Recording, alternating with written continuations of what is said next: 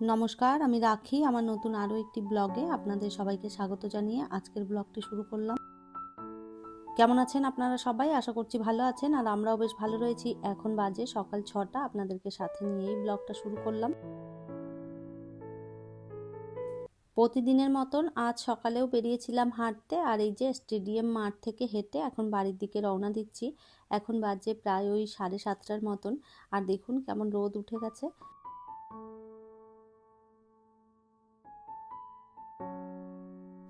সকালবেলায় বেরোলে মনটা একটা আলাদাই শান্তি হয়। চারদিকে এত সুন্দর ফুল দেখা যায়, তারপরে পাখিরা কিচিরমিচির করতে থাকে, নানা রকম দৃশ্য দেখে এত ভালো লাগে মনটা, কি বলবো আপনাদের। এই যে দেখুন একটা প্রজাপতি কেমন উড়ে বেড়াচ্ছে।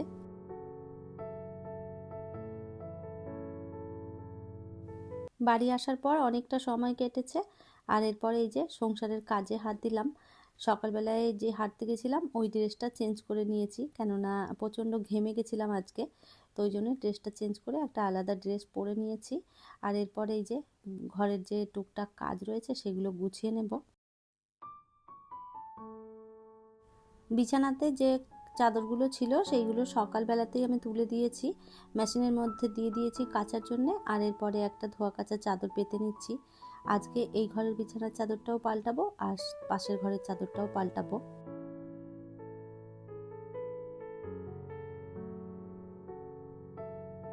কয়েকদিন ধরেই বাড়িতে অনেক লোকজন ছিল, আপনারা তো জানেনই। তো সেই কারণে ঘর বাড়ি কিছুই পরিষ্কার করা হয়নি। আর শরীরটাও আমার খুব একটা ভালো ছিল না, তো সেই জন্যে মিঠুদি চলে যাওয়ার পরেও মনে হয়েছে 2 দিন রেস্ট করি, তারপরে ঘর বাড়ি পরিষ্কার করব। আর আজ থেকে আবারও শুরু করলাম আর কি ঘর পরিষ্কার করা। চারোদিকে এত জিনিসপত্র ছড়িয়ে ছিটিয়ে রয়েছে, আর তার সাথে রয়েছে প্রচণ্ড ধুলো।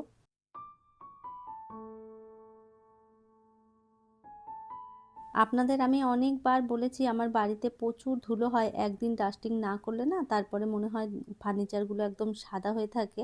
তো আপনাদের আজকে দেখাবো, দেখুন কি পরিমাণে ধুলো আমার বাড়িতে পড়ে। সব সময় পরিষ্কার করে রাখি তো সেই কারণে আপনারা অতটা বুঝতে পারেন না। তবে চলুন আজকে দেখাই কি অবস্থা, ধুলোতে চারদিক কেমন সাদা হয়ে আছে। আর এই যে দেখুন কীরকম ধুলো পড়েছে, দেখছেন তো একদম চারদিকটা সাদা হয়ে রয়েছে। মনে হচ্ছে যেন কত যুগ আমি এগুলো পরিষ্কার করিনি। তবে এগুলো কিন্তু এই 10 দিনের মধ্যেই এরকম হয়েছে আর কি। সপ্তাহ 10 দিন হবে, কেননা এই কয়েকদিনে একদমই ঝাড়া পোছা করিনি আমি। তো এই অবস্থা হয়েছে। আজকে সমস্তটা তুলে একদম ঝেড়ে পুছে পরিষ্কার করে নিচ্ছি।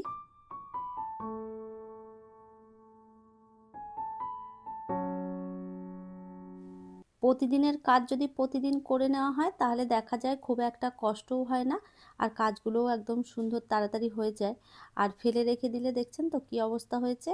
তো এই কাজগুলো করতে অনেকটা সময় লেগে যায়, আর ইচ্ছেটাও মরে যায় কাজ করার।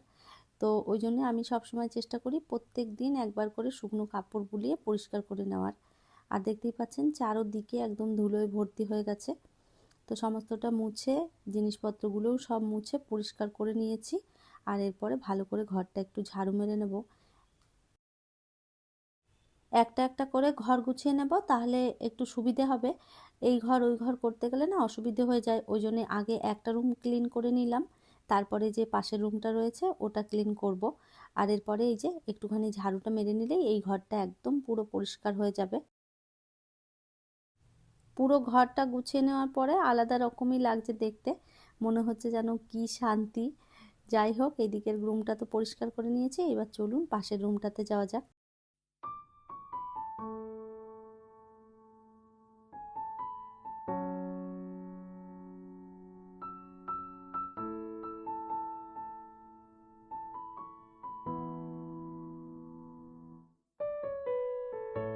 সকালবেলাতেই দুটো ঘরের বিছানার চাদর একই সাথে তুলে নিয়েছিলাম, আর ওইদিকের চাদরটা তো পাতা হয়ে গেল, এরপরে এই ঘরেরটাও পেতে নিই চলুন। দেখতেই পাচ্ছেন কত কাপড় জামা খাটের উপরে রয়েছে, আর অনেক কাপড় চোপড় রয়েছে আর কি কাচার জন্য, এগুলোও কিছু কিছু কাচতে দিতে হবে, আর কয়েকটা রয়েছে কাঁচা। তো ওই জন্য ভাবলাম যে বাইরে বের করে রাখি, যেগুলো কাচার সেগুলো মেশিনে দিয়ে দেবো, আর যেগুলো কাচতে হবে না সেগুলো আবার রেখে দেবো। ওই যে শাড়িটা বের করেছিলাম, একটা বিয়ে বাড়ি ছিল, তো বিয়ে বাড়িতেই আর কি পরে গিয়েছিলাম। প্রতিদিনের সেই বলা কথাটা আরও একবার আপনাদের মনে করে দিচ্ছি। আমার ভিডিওর কোনো অংশ যদি আপনাদের ভালো লেগে যায় কমেন্ট করে জানাতে ভুলবেন না। এই ধরনের ভিডিও যদি আপনারা আরও দেখতে চান চাইলে কিন্তু আমার চ্যানেলটিকে সাবস্ক্রাইব করেও রাখতে পারেন। কাজটি যারা অলরেডি করে রেখেছেন তাদের অসংখ্য ধন্যবাদ। আর এই তো এই দিকের বিছানার চাদরটাও আমি সুন্দরভাবে গুছিয়ে নিয়েছি। আর একটা একটা ঘর পরিষ্কার করে একটা ঘর গুছিয়ে নিলে আমার মনে হয় সুবিধাটা একটু বেশি হয়। একসাথে চারদিক ছড়িয়ে ছিটিয়ে নিলে না আমি কাজের দিশা খুঁজে পাই না। তো সেই জন্য আমি চেষ্টা করি একটা করে রুম পরিষ্কার করার।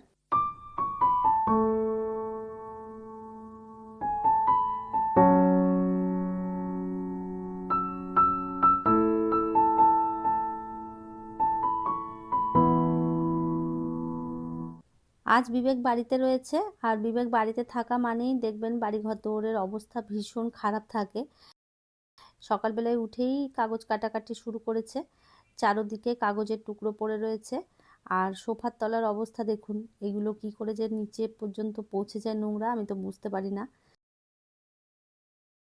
সব সময় সোফাটা সরিয়ে আমি এগুলো পরিষ্কার করতে পারি না ঠিকই, তবে 4-5 দিনের মধ্যে একবার চেষ্টা করি যে এইগুলো মানে উঠিয়ে পরিষ্কার করার।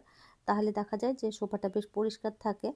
আর আপনারা তো জানেন কয়েকদিন আগেই আমি সোফাটার আর কি কাভার চেঞ্জ করেছি। বিবেকের জ্বালাতে না এই সোফার কাভার কখনো পরিষ্কার থাকে না। তারপরেও আমি ওপর থেকে একটা কাভার পেতে রাখি, যে কারণে নোংরাটা একটু কম বোঝা যায়। কাজগুলো গোছাতে গোছাতে চলুন আমার কিছু সুন্দর সুন্দর মিষ্টি মিষ্টি দিদি বোনেদের কমেন্ট পড়া যাক। আমার সিম্পল জীবন আইডি থেকে একটা বোন কমেন্ট করেছে, আমারও চপ খেতে ভালো লাগে, শুধু চিকেন চপ আর ডিমের চপ, আমার ভালো লাগে সস দিয়ে। থ্যাংক ইউ সো মাচ বোন, এত সুন্দর একটা কমেন্ট করার জন্য। সত্যি কথাই ডিমের চপ আর চিকেন চপ খেতে আমারও ভীষণ ভালো লাগে। রূপালী ডেলি ব্লগ থেকে বোন কমেন্ট করেছে, কুর্তি আর প্যান্টের ড্রেসটা খুব সুন্দর হয়েছে, কালারটাও খুব মিষ্টি, লাউয়ের রেসিপিটা প্রথমবার দেখেছি। থ্যাংক ইউ সো মাচ বোন, এভাবেই পাশে থেকো। আর হ্যাঁ, লাউয়ের রেসিপিটা একদিন করে দেখো, ভীষণ ভালো হয় খেতে, রুটি দিয়ে বেশ ভালো লাগে। বাবু দাস আমাকে কমেন্ট করেছে, তোমার ফ্ল্যাট কত ফ্লোরে? আমার ফ্ল্যাট হচ্ছে 6 ফ্লোরে। থ্যাংক ইউ সো মাচ, এভাবেই পাশে থাকবেন। বৃষ্টি বোন আমাকে কমেন্ট করেছে, খুব ভালো লাগলো, থ্যাংক ইউ সো মাচ বোন, এভাবেই পাশে থেকো। মনীষার রান্নাঘর থেকে বোন কমেন্ট করেছে, লাইক দিয়ে শুরু করলাম দিদি ভাই, থ্যাংক ইউ সো মাচ, এভাবেই পাশে থেকো। আপনারা আরও অনেকেই কমেন্ট করেছেন, আপনাদের প্রত্যেককেই জানাই অসংখ্য অসংখ্য ধন্যবাদ। আপনাদের এত সুন্দর মিষ্টি মিষ্টি কমেন্ট পেয়ে না আমার ভিডিও করার কাজ করার এনার্জিটা অনেকটা বেড়ে যায়।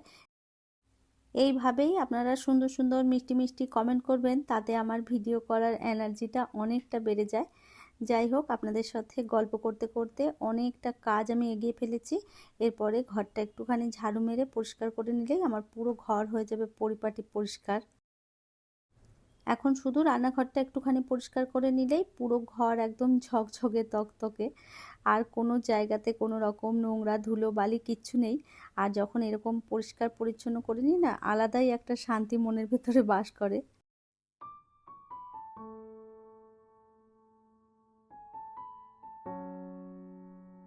রান্নাঘর খুব একটা পরিষ্কার করতে হবে না, কেননা রান্নাঘরটা বেশ পরিষ্কারই রয়েছে। শুধুমাত্র এই জলের বোতলগুলো একটু ধুয়ে জল ভরতে হবে, আর কয়েকটা বাসন রয়েছে সেগুলো গুছিয়ে নেব, তাহলেই হয়ে যাবে।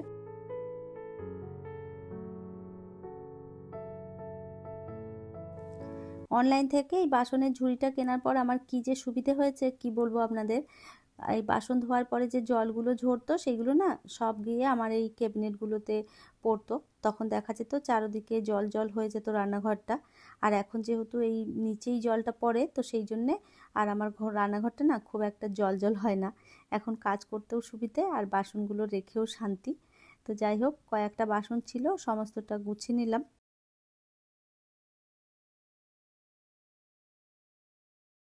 দুধবেলা দাদা এসেও দুধটা দিয়ে গেছিলেন, আর দুধটাই যে গরম এখন বসিয়ে দেব। তারপরে এই যে টুকটাক খাবার করব নিজের জন্য আর কি। কিছু এখনো খাওয়া হয়নি সকাল থেকে, তো ভাবলাম খাবারটা করে খেয়ে নিই, তারপরে বাকি কাজকর্ম করব। রুটি করব, তার সাথে করব ডিমের ভুজিয়া। তো ওই জন্যে পেঁয়াজ আর টমেটোটা কেটে নিচ্ছি। গরম গরম রুটির সাথে ভুজিয়া খেতে আপনারা কারা কারা পছন্দ করেন কমেন্ট করে জানাবেন। আমার তো ডিমের ভুজিয়া দিয়ে গরম গরম রুটি খেতে ভীষণ ভালো লাগে। টমেটো, পেঁয়াজ, ধনেপাতা সমস্ত দিয়ে যদি ডিমটা ভাজা হয় না, আর সেই ডিমটা দিয়ে যখন গরম গরম রুটি খাওয়া হয়, এত ভালো লাগে কি বলবো আপনাদের। আপনারা যারা খেয়েছেন তারা তো জানবেন, আর যারা খাননি তারা একবার খেয়ে দেখতে পারেন ডিম ভুজিয়া দিয়ে রুটি।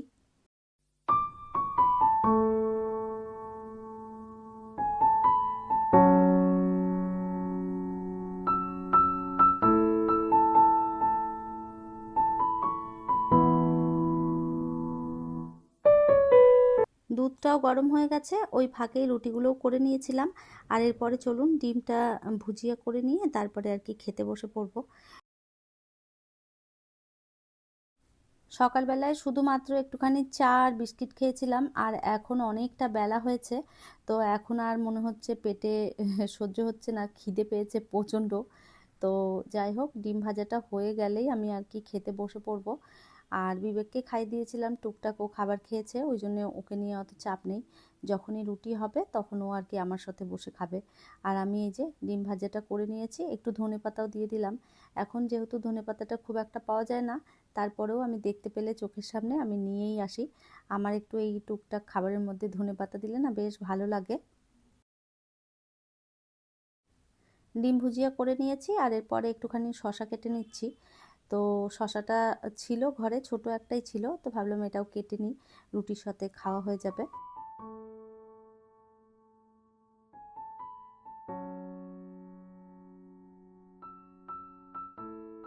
শশাটা আনতে গিয়ে দেখলাম ফ্রিজের মধ্যে একটুখানি সুজি রয়েছে, তো সেটাও নিয়ে এসেছি, কাল রাতের বেলায় বানিয়েছিলাম। ফ্রিজের মধ্যে কিছু রেখে দিলে না খুব একটা মনে থাকে না, মাঝে মধ্যে ভুলেও যাই। তো যাই হোক, এই যে চলুন খাবার বেড়ে নিয়েছি, এরপরে খেয়ে নিয়ে তারপরে আর কি বাকি কাজ করব।